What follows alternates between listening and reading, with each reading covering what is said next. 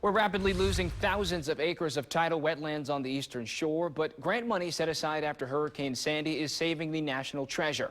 We put the effort in focus. The Blackwater National Wildlife Refuge. Peace and quiet and swamp grasses as far as the eye can see, as long as you don't look too close. Over 5,000 acres of marsh has already been lost here at Blackwater.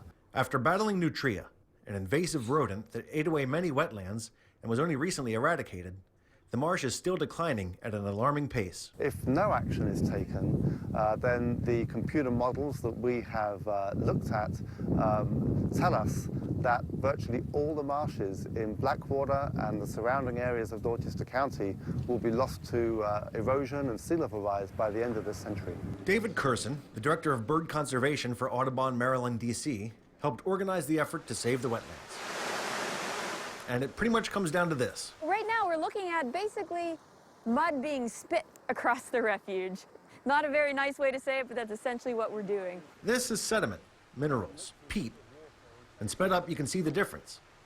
Dredged from the bottom of the Blackwater River and spewed between 4 to 6 inches deep across the grasses. We're trying to build up the elevation just enough that the marsh plants themselves can help build the mass that we need before this is all underwater. Too much, and they create land, losing the wet part of wetlands. Oh, wow. Not enough, and, well, they're wasting their effort. It's just like Goldilocks. It's got to be just right. The project also entails adding sediment to recently formed ponds, hopefully to turn them back into grassy areas. It's not just about birds, and it's not even just about biodiversity. There are strong economic arguments why we need these marshes. Home to numerous young fish hiding from predators in the open bay, the marsh is critical for Maryland fisheries. Blackwater National Wildlife Refuge brings about $27 million to the Dorchester County economy each year.